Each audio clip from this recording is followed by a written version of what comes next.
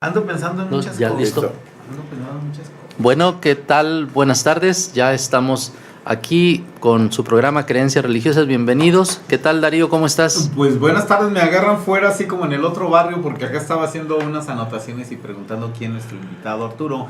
Muy buenas tardes. Muy buenas tardes a todo Guadalajara y a quienes desde el otro lado del planeta nos están también escuchando. Qué bueno que están con nosotros. Y hoy tenemos un invitado muy especial que se ha convertido ya en nuestro colaborador.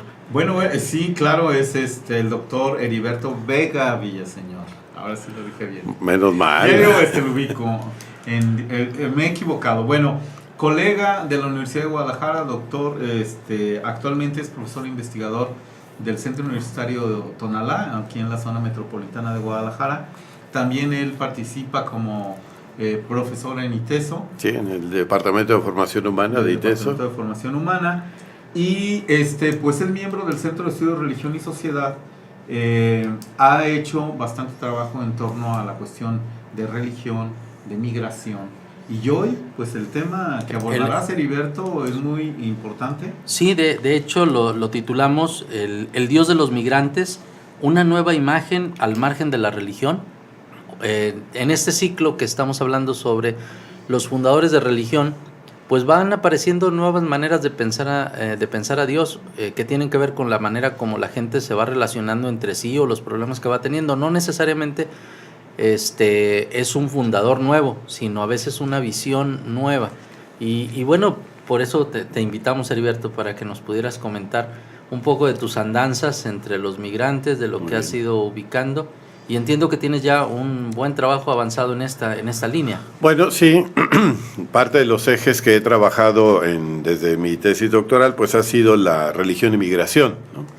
No necesariamente o no centrado solo en los migrantes, sino también en las personas que colaboran, ¿no? Y que dan atención a los migrantes. Yo me he concentrado particularmente en el trabajo en las casas de migrantes.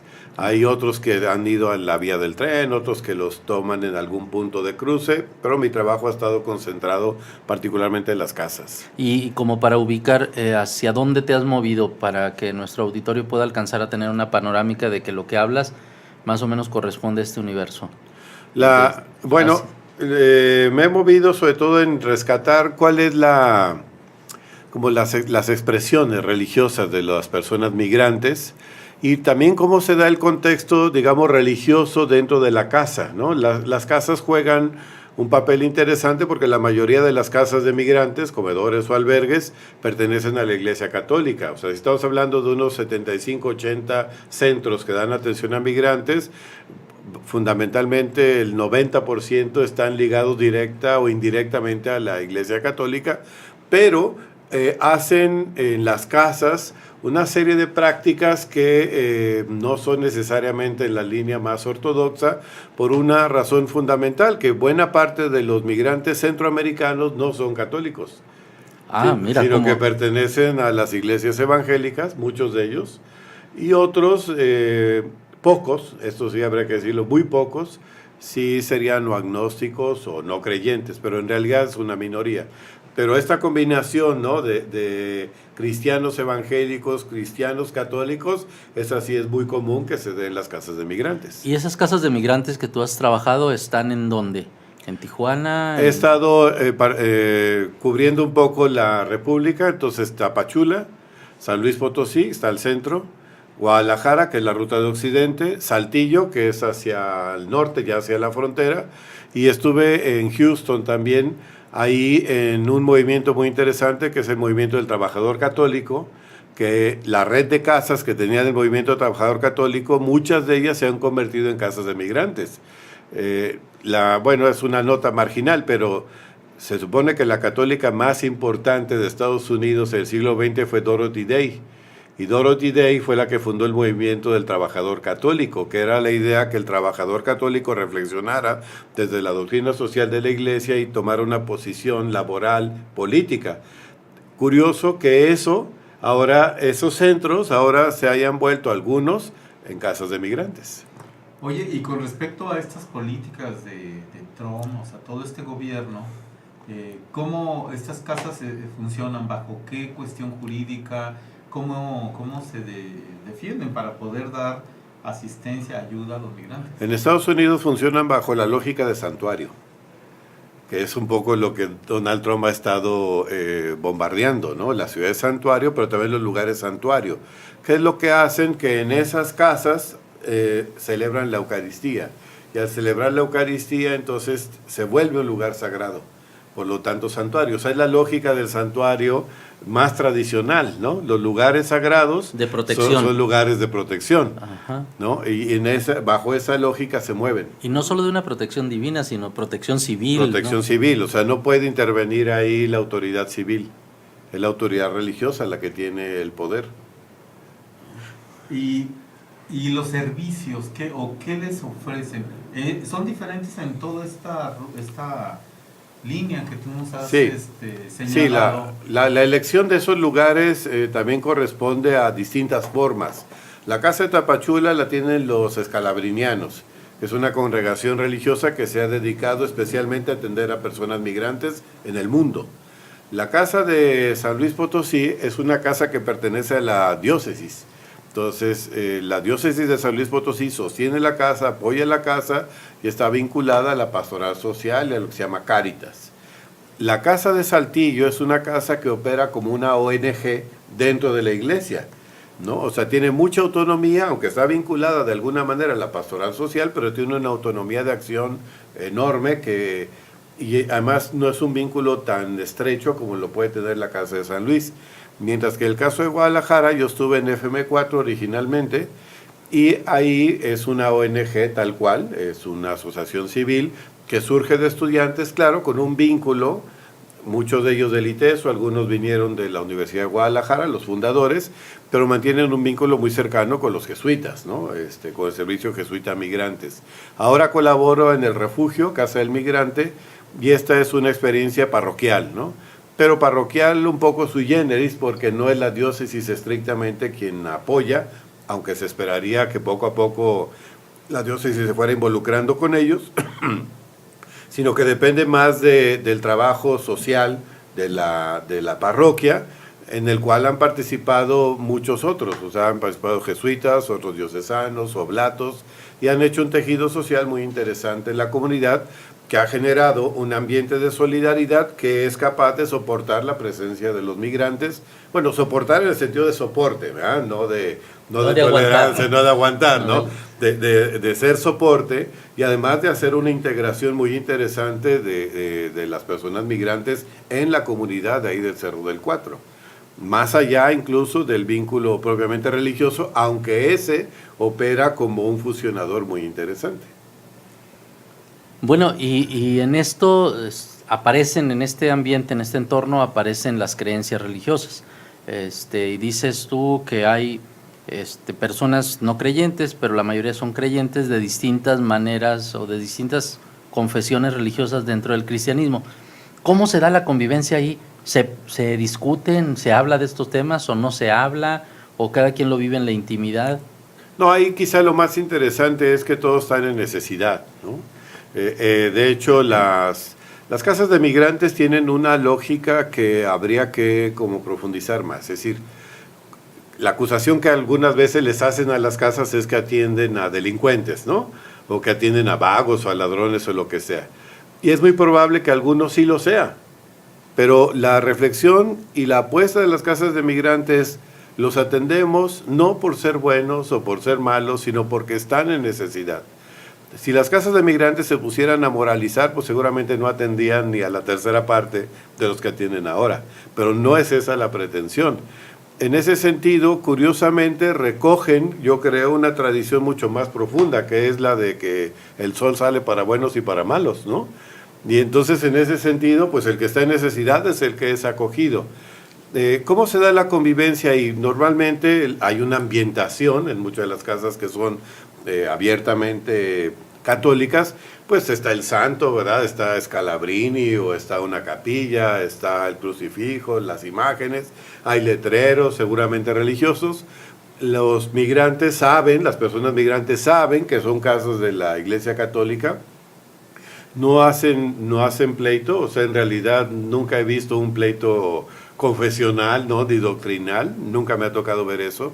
Sí me ha tocado que participen en las ceremonias religiosas, sí me ha tocado escuchar las oraciones que hacen, por ejemplo, antes de la bendición de los alimentos, que muchas de ellas parecen como un servicio evangélico, ¿verdad? Cuando tú escuchas la oración de bendición, entonces estas oraciones que van invocando y que la gente participa, ¿no? Y dices, caray, es como una oración pentecostal o evangélica. Dentro de un espacio católico. Dentro de un espacio católico, y es la bendición, ¿no? de los alimentos, o que en la noche hacen una oración y entonces, incluso me ha tocado en alguna casa que la oración de la noche la ha hecho un pastor, ¿no? Y entonces toda la gente está contentísima de la oración, y la oración que puede durar 3 minutos dura 15 minutos, ¿verdad?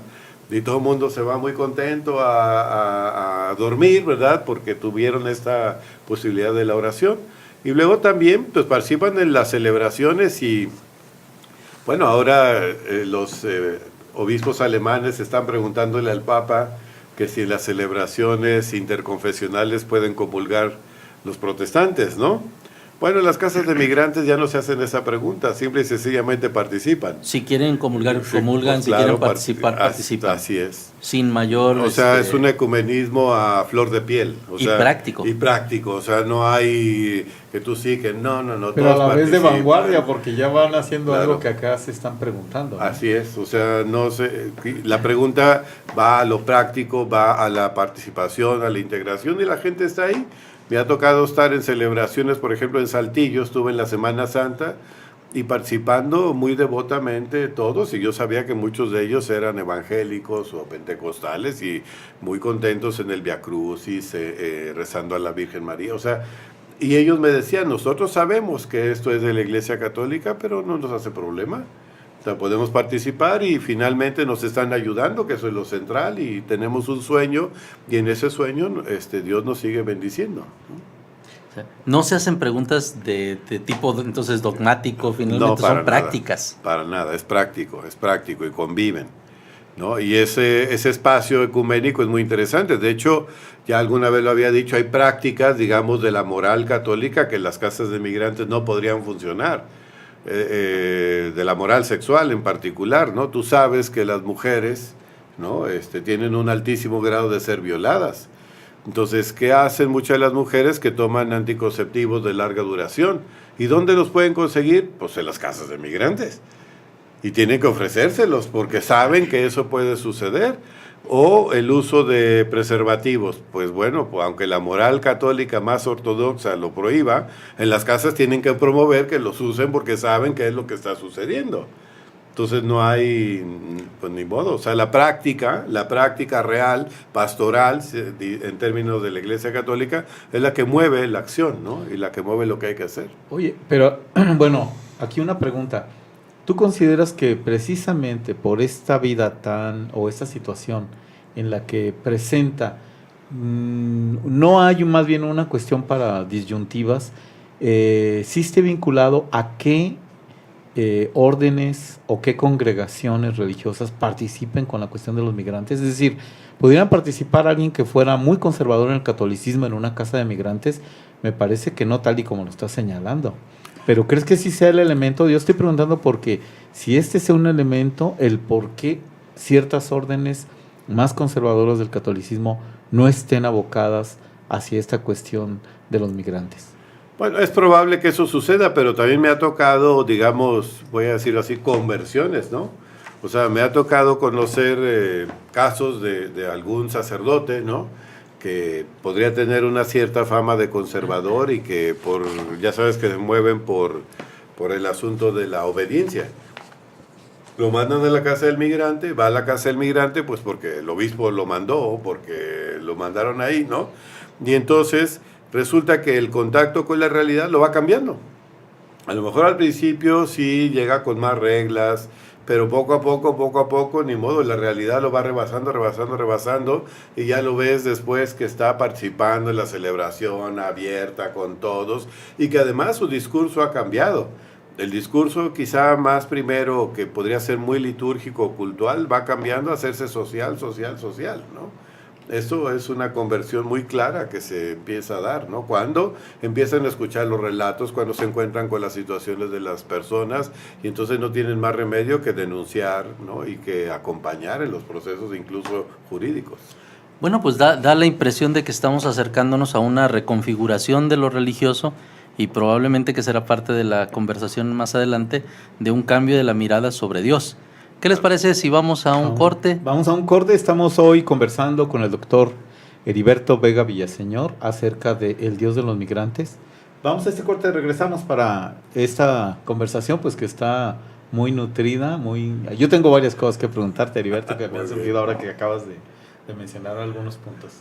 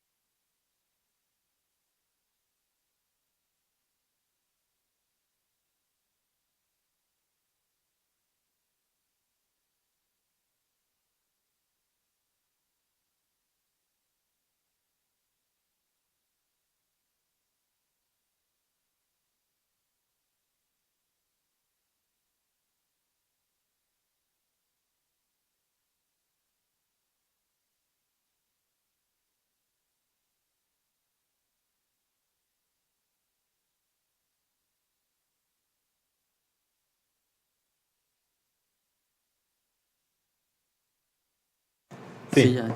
Bien. Pues regresamos aquí a Creencias Religiosas desde la exquisita ignorancia. Estamos hablando con el doctor Heriberto Vega Villaseñor. Y bueno, Heriberto, escuchamos una pieza que parece que, bueno, que tendría que ver con el programa, porque es mariachi y creo que fue con Pedro Infante, esto de la cuestión huasteca.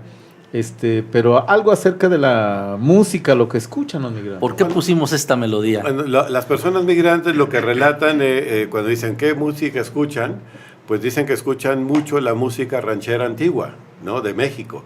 Y entonces por eso es que sugeríamos, ¿no? Que esta música pudiera ponerse como en remembranza, ¿no? De lo que ellos recuerdan y quizás un poco el imaginario que pueden tener de México, ¿no? Ese México de la música ranchera de los años antigua, 50, exactamente, que parece que en las estaciones de Centroamérica se sigue escuchando mucho. La W, el cine de oro, bueno, la época se le llama el cine de oro, Sí. pero que están ahí estas figuras, desde Jorge Negrete, Pedro Infante, Es que es el correcto. que lo escuchamos, y otros tantos, pero como de esta época, ¿no? Hay Sí. una... De hecho, ellos se saben canciones que yo los he escuchado alguna vez cantar, que yo no sé, ¿no? Y me dicen, no es de la música ranchera mexicana, ¿cómo no te la sabes? Bueno, pues ya casi acá no la escuchamos y sin embargo ellos sí, ¿no? Como un recuerdo de parte del contexto, ¿no? En el que ellos crecen y el imaginario, de alguna forma, que tienen también de México. Bueno, tú tenías una pregunta, Bueno, Darío. en pues en esta situación, y que sobre todo tú has estado a lo largo de toda esta línea, mencionabas que dentro de la mayoría, bueno, los creyentes hay católicos, hay evangélicos, hay, bueno, dentro de la gama del cristianismo, pero que también hay gente, vamos, no creyente o incluso agnósticos. ¿Cómo viven ellos esto? ¿Se acercan a la cuestión de las misas, de la cuestión religiosa? Y la otra, ¿qué los sostiene? ¿Qué mencionan ellos? ¿Qué fortaleza mantiene? Porque todos los que van con esta cuestión de un Dios, pues los van manteniendo a lo largo, ¿no? Claro, también lo material, pero... Y estos que no, por ellos preguntaría Heriberto, por los que no, aparentemente se dicen no creyentes. Bueno, digo, es un porcentaje muy bajo, ¿no? Los que relatan no tener alguna religión, pero los mueve lo mismo que básicamente a todos, o sea, el sueño de llegar a un lugar mejor, ¿no? Y los ejes casi siempre son la familia, los hijos, ¿no? En particular, o la esposa, si fuera el caso, la mamá. O sea, ese sueño de llegar es muy fuerte, o sea, hay una esperanza que puede ser religiosa o una esperanza simple y sencillamente de vida, y para muchos poder vivir, ¿eh? O sea, la salida de Centroamérica no necesariamente es ahora por razones económicas, es por razones de violencia y esto ha aumentado cada vez más. Entonces, ¿para qué salen? Para vivir, ¿no? Entonces, si encuentran un lugar donde vivir, pues eso es lo que los está manteniendo, básicamente, ¿no? Pueden llegar a Estados Unidos, pues qué bueno, pero si no llegan a Estados Unidos, por lo menos están viviendo. Y luego, la situación también tan complicada del cruce por México, del cruce de la frontera, lo que está haciendo es que mucha gente quede un poco varada, ¿no? Un poco atrapada, ¿no? En este tránsito migratorio, de tal manera que, ¿qué les mueve? Pues también moverse. O sea, es curioso, ¿no? La misma movilidad de un lugar a otro pareciera que es el único aliciente, ¿no? Para mantenerse. Claro, en el caso de los que sean no creyentes, lo más fuerte es el sueño de llegar a Estados Unidos, de que la vida puede mejorar y de que podrán ayudar a sus familiares que se quedaron o a la gente que pudiera venir después. ¿Les cambia algo la perspectiva al enfrentarse con alguien religioso? Y no es el cura a lo mejor con el que él piensa que no está de acuerdo, sino con alguien religioso que lo está apoyando, que le habla de otra forma, que lo trata de otra forma. Son respetuosos, sí, lo valoran, ¿eh? Lo valoran mucho. Lo que sí expresan es que valoran mucho esa ayuda porque la situación sí es muy extrema. Entonces, o lo de las patronas, ¿no? Las patronas no les dan ningún discurso, solo les dan la comida y saben que lo hacen por motivación religiosa y eso lo agradecen muchísimo, ¿no? ¿Qué imagen de Dios se está empezando a gestar ahí entre los migrantes en una situación como esta que describes? Bueno, creo que es justo el Dios de los migrantes, o sea, el dinamismo original, digamos, judeocristiano, pues es migrante. O sea, finalmente Abraham es un migrante, ¿no? Es decir, Dios lo llama para salir de la tierra y buscar un lugar, ¿cuál? Pues la tierra prometida, la que sea, ¿no?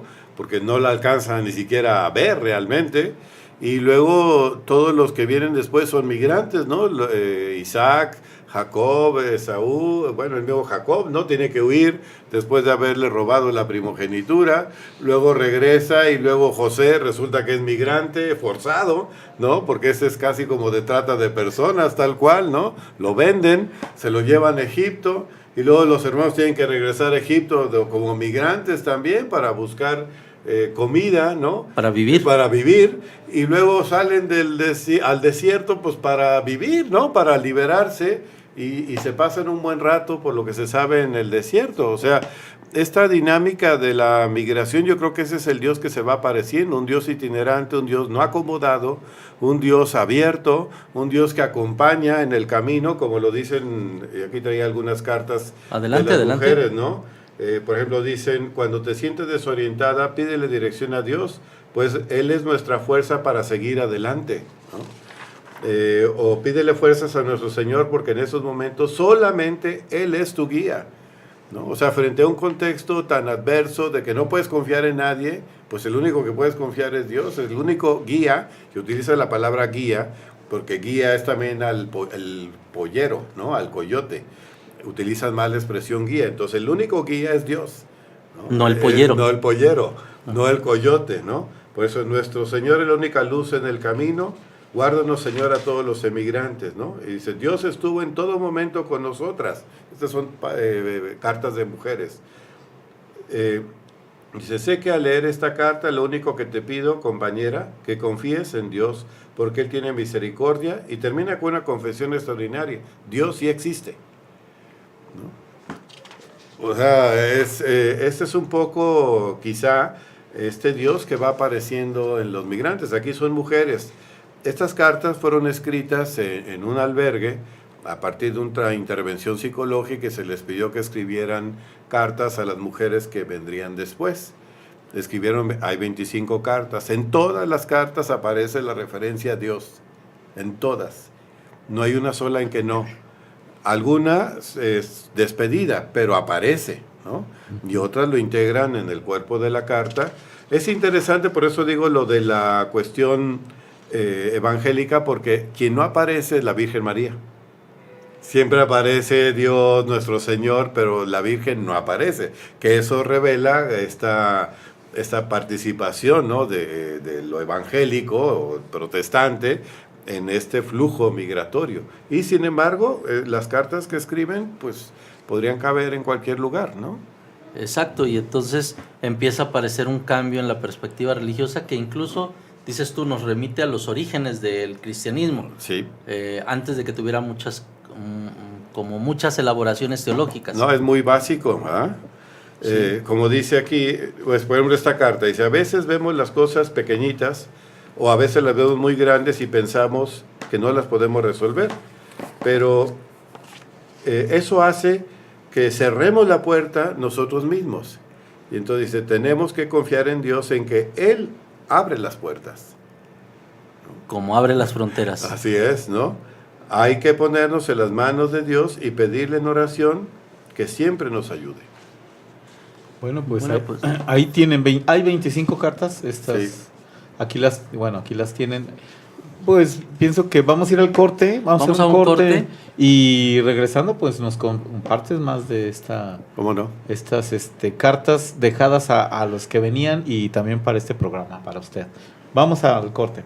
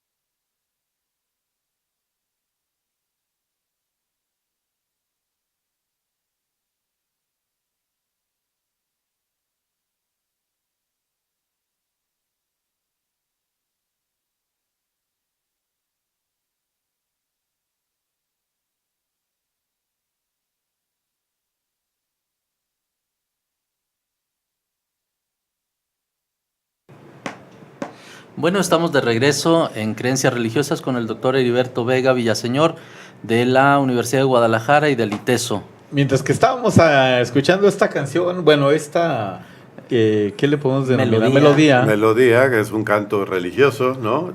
Sobre todo que se utiliza en las celebraciones pentecostales o del Espíritu Santo, en el caso de la renovación del Espíritu Santo, el caso católico, pero en las iglesias protestantes, todo el movimiento pentecostal, pues es un canto muy conocido, ¿no? Y cuéntanos por qué lo pusiste, porque parecería que estamos con mezclas duras, ¿no? Una canción mexicana y ahora esta.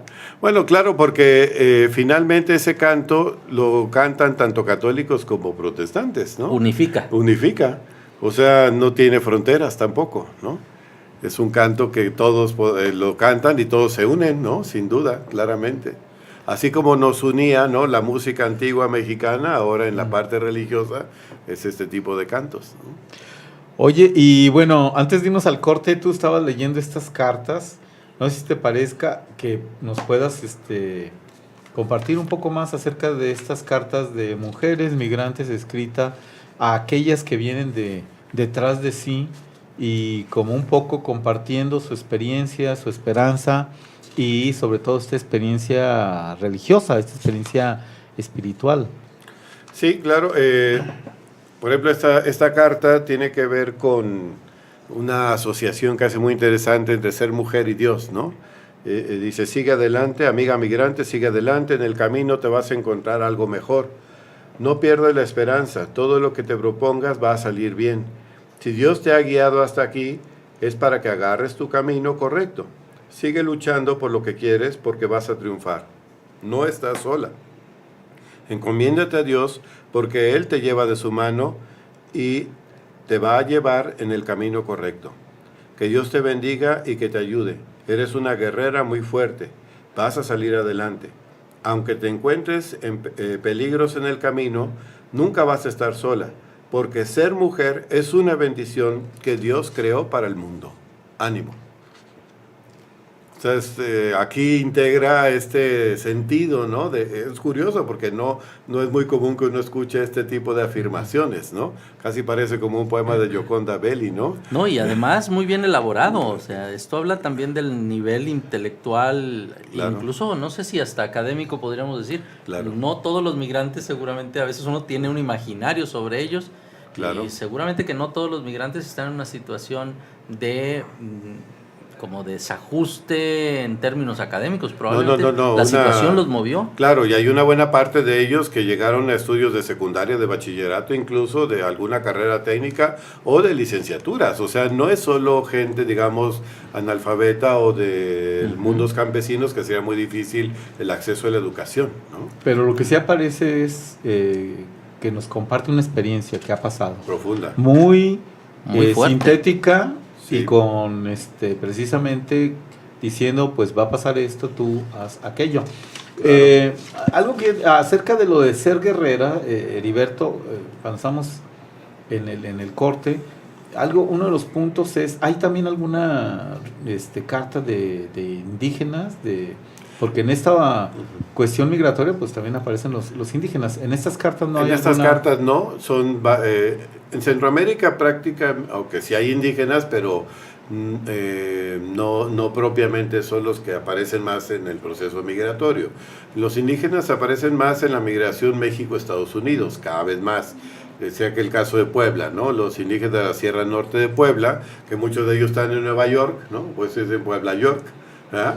Ellos sí hacen un proceso de llevar prácticamente la cultura y las formas de la comunidad a Puebla, de Puebla a Nueva York, de tal manera que incluso tiene una camioneta, ya lo había dicho, la llaman la camioneta migrante, ¿no?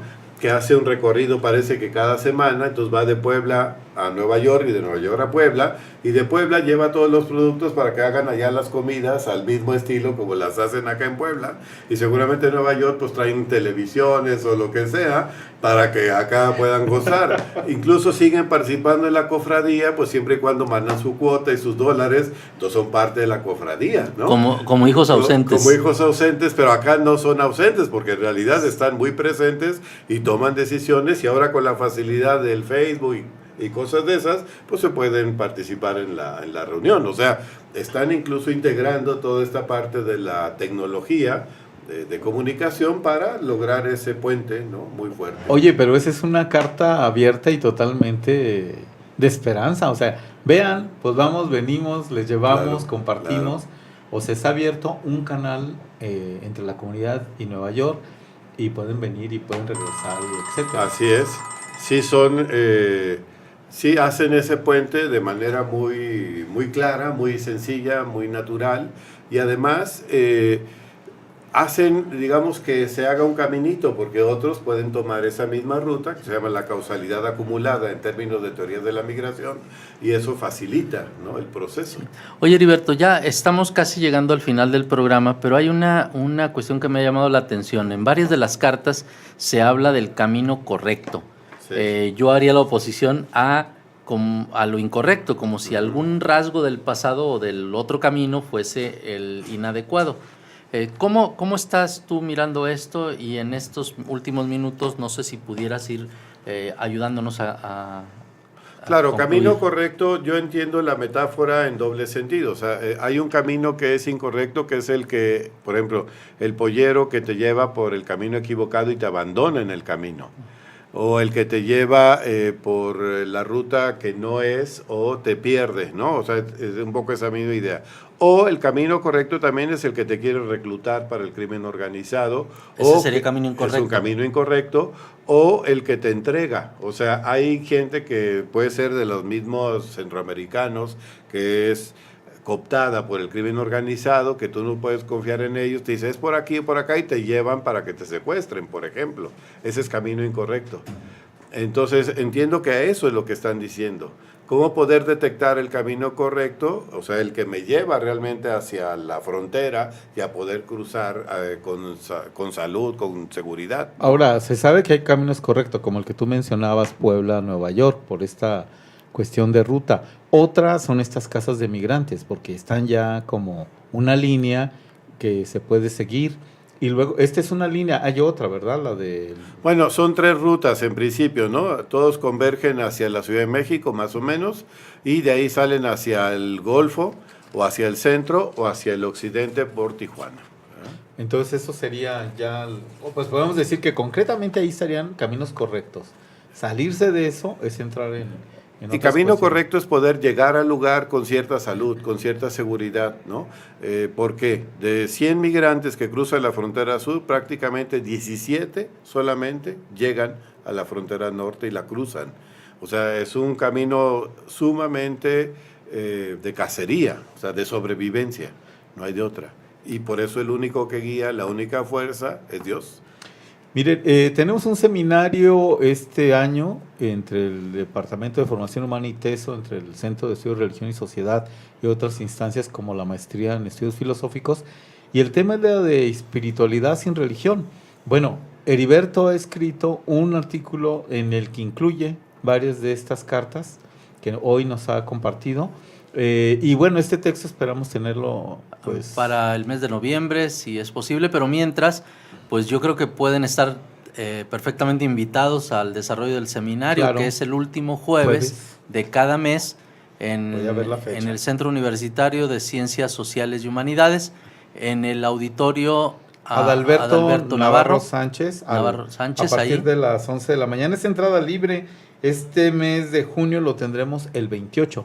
Si ustedes quieren ver esto, pues pueden consultar el blog, el Facebook, Ceris, Facebook En de Facebook Ceris. en Ceris, pero de todos modos en nuestra página también vamos a poner invitación y ojalá puedan acompañarnos. Y bueno, pues muchísimas gracias, Heriberto. No sé Gracias. si tengas algún último comentario de 1 minuto. Bueno, y quizá una carta, el cierre de esta carta, ¿no? Dice que Dios nos bendiga y las bendiga hoy y siempre. Luchemos por lo que queremos y todo saldrá bien en el nombre de Dios. Bueno, ahí tiene usted. Muchísimas gracias a Heriberto por compartir esta experiencia y estas cartas que supongo que estarán ahí para que las lean. ¿En qué forma? ¿En una libreta o dónde están? No, en el mismo artículo están colocadas algunas de las cartas con algún comentario que facilite la comprensión. Ah, de pero las yo digo mismas. en el lugar de los migrantes, ¿dónde las ven ellas cuando van llegando? ¿Cómo se las No, facilitan? normalmente cuando ellas llegan se las facilitan, cuando tienen O la se las leen. intervención se las comparten, ¿no? Y ellas las pueden Ok, leer. ok. Bueno, pues muchas gracias. Arturo, pues nos vemos la próxima. Muchísimas gracias, Darío. Muchísimas gracias, Heriberto. Gracias, buenas noches. Muy buenas noches, hasta el próximo miércoles.